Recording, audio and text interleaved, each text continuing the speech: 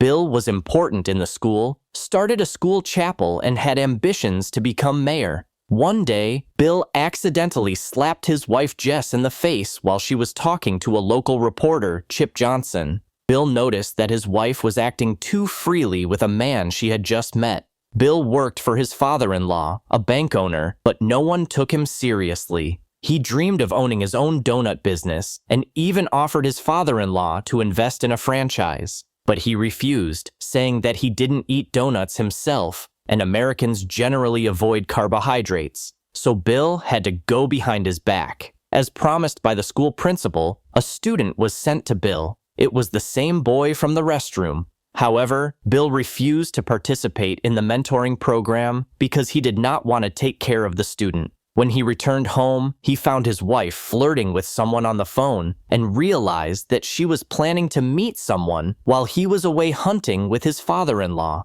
Stressed, Bill ate another chocolate bar, even though Jess had told him not to eat sweets. She lied about being on the phone with her mom. Bill had received a call about the franchise, and now Jess was getting jealous, asking who he was meeting with tomorrow. Bill saw the report from the school and felt ashamed of his stomach, which was in the picture. He noticed that he really had a problem with his figure. In the morning, he hinted to his wife that it would be nice to start their own business, but Jess relies on her father for financial matters, not her husband. Bill was annoyed with the reporter Chip Johnson. He cut out his figure from a magazine and started making jokes with it, as well as with his wife's photo. Jess did not appreciate the joke and told him that 3 school children were waiting for him downstairs, and he had to walk them through the school.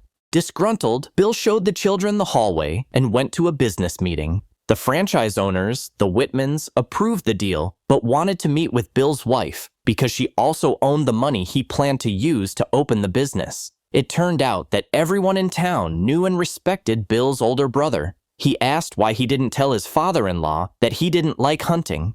Bill explained that he had to pretend because his father-in-law paid all his bills. Before the hunt, Bill installed a camera in his bedroom. 2 school children were also taken along for the hunt, although Bill didn't like it. When the dog refused to fetch the duck, Bill had to drag it. Upon returning home, he immediately ran to the camera and hid it under his jacket. However, what he saw on the tape shocked him. Jess was indeed cheating on him with Chip, and even mocked her husband. Angry, Bill wondered who to punish first, Chip or Jess.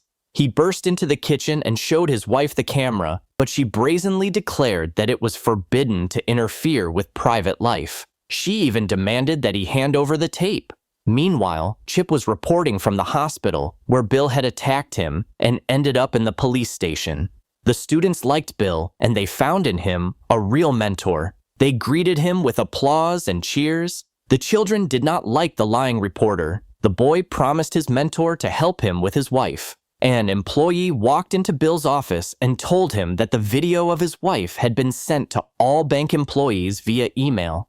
Jess, upset by this news, was no longer worried about herself, but about Chip's career. Bill arrived at the reporter's house and fired a shotgun at the house. Chip was just dyeing his hair and asked Bill to stay away from him. Bill lost his nerve, knocked his wife's lover to the ground again, and it was broadcast again. From his prison cell, he went to his brother's house, and Paul invited him to go swimming together. Bill used to swim a lot, but now his old swimming trunks barely fit. Swimming helped him clear his head. His father-in-law asked Bill to solve his family problems and be calmer.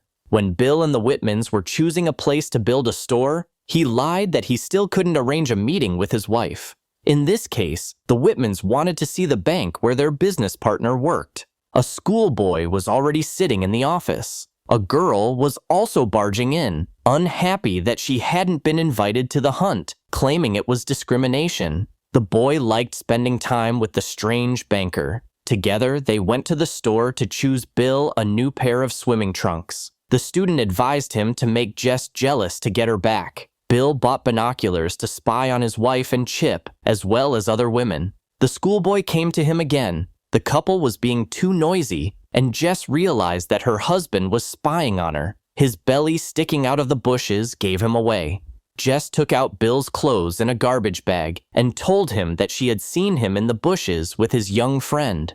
Bill decided to dye his hair too, if Jess liked that kind of thing. He continued to swim, and even in the pool, the schoolboy kept up with him.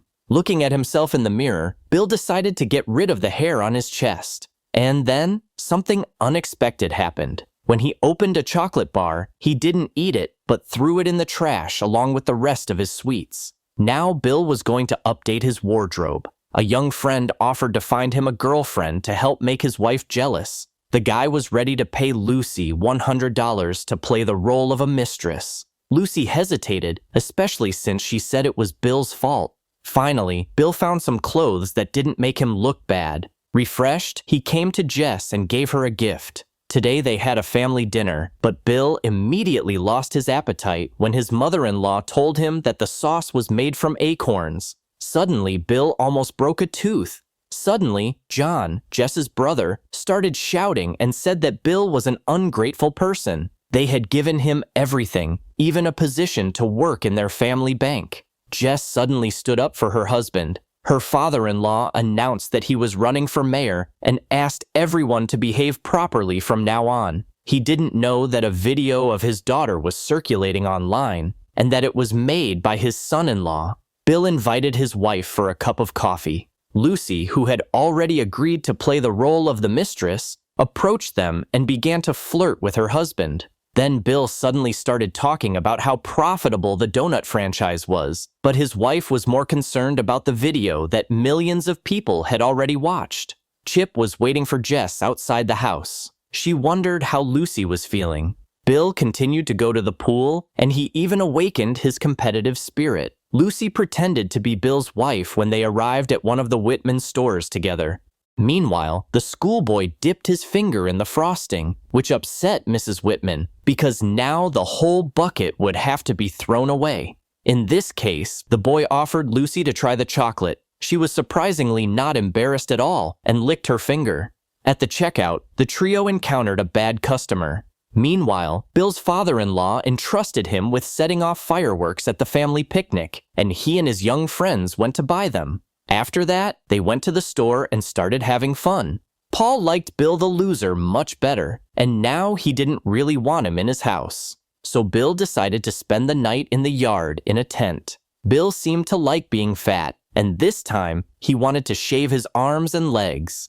Jess looked into Bill's office and was upset to see Lucy there. She wanted to invite her husband out, but changed her mind. The teenager suggested that Bill have a party in a tent. Lucy invited her friend, and everyone got drunk. The friend decided to show off her body and invited Bill to check it out. It all ended in a very bad way. Everyone gathered for a picnic, even the Whitman couple, who were brought by a red-haired girl. Chip also came there. Bill was forbidden to come within 50 meters of him, so the guards dragged him to the parking lot.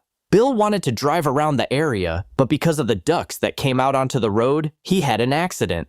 As soon as Bill got out of the car, fireworks started going off, ruining the picnic and attracting everyone's attention. The injured Bill went out on the road, where a schoolboy picked him up and took him to the hospital. Meanwhile, Lucy was already having fun with the guy, and she paid him back all the money he had spent on her in recent days. She said that she didn't need a paycheck to be his friend, but reminded him that they were just friends. Jess checked in on Bill. Her father decided not to make a statement about running for mayor, and he is very angry with Bill. But Bill himself doesn't care anymore. He is tired of pleasing his father-in-law. Jess also said that the Whitmans were surprised to learn that she was his wife, not Lucy. Jess offered Bill a ride, but he refused. Later, he went to his father-in-law and demanded that he resign. He also said that in his opinion, hunting defenseless animals was despicable. The father-in-law was not upset, but said that he would have done the same thing to Chip Johnson as his son-in-law. Bill went to meet with the Whitmans. Jess was sitting in the office, having already made all the arrangements. Apparently, she hoped to save the marriage. However, Bill admitted that he was going to give up the franchise. If Jess wanted, she could go into business on her own. He doesn't want to sell donuts or sit in a bank, but most importantly, he doesn't want to be a servant to everyone anymore. They should part ways. The banner was taken down and their shared house was put up for sale. Bill looked in on his young friend and advised him to never pretend. Otherwise, one day, he would find that his life was far from his dream. And Bill himself is off somewhere, not knowing where. He is ready to start a new chapter in his life.